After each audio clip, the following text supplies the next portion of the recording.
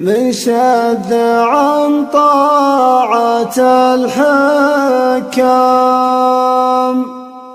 خارج عن الدين والإسلام، وإن قالها الله يبي ينضام، والله وما قال يا داعش.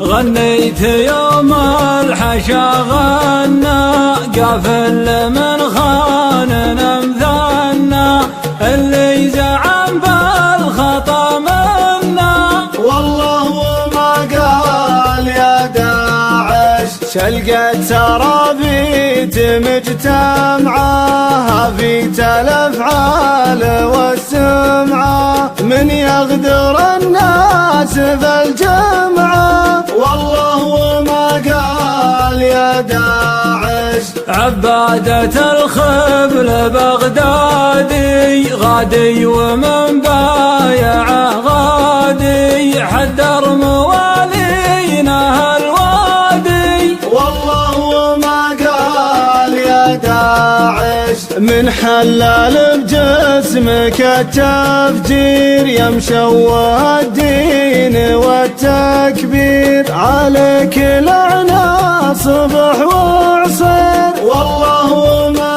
قال يا داعش.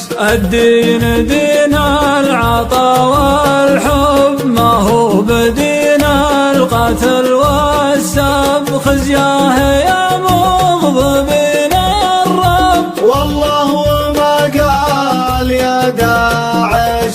أغواكم الفرس وحلافه، بجهادنا الكذب بوصافه، وش عذر من أمه خلافه، والله وما قال يا داعش. ندري من مؤسس الدولة، يعقول مرضى ومغسوله، هذا هو الغرب وفعوله، والله وما قال يا داعش.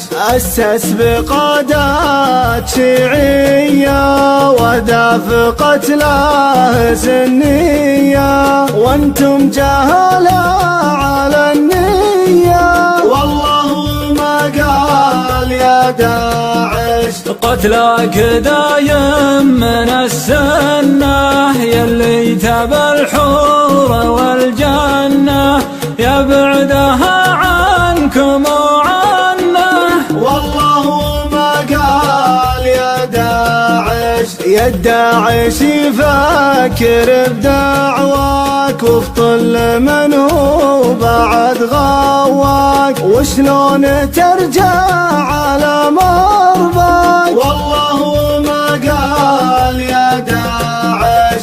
قال المثل خبل وموصى، دايم على داره منصة، واقرب له المسجد الأقصى، والله وما قال يا داعش. ما بينك وبينه إسرائيل، يلي تحط الخزا وتشيل، ما ذكر طبيت وبهامل، والله وما قال يا داعش. وثل الكوارث مع بشار، سويت والحلف يا الغدار، عسى مواريدكم للنار، والله وما قال يا داعش. من شد عن طاعة الحكام، خارج عن الدين والإسلام، وإن قالها الله يبا ينضام، والله وما قال يا داعش. وخلاصة القول والموضوع، يلي من بلادنا موجوع، بنموت دون العلم مرفوع، والله وما قال يا داعش. دار بها مكة وطيبة وقبايل كلها هيبة ما فيها شكا ولا ريبة والله وما قال يا داعش 17 بيت للجهال من شاعر ينحت الأمثال شعري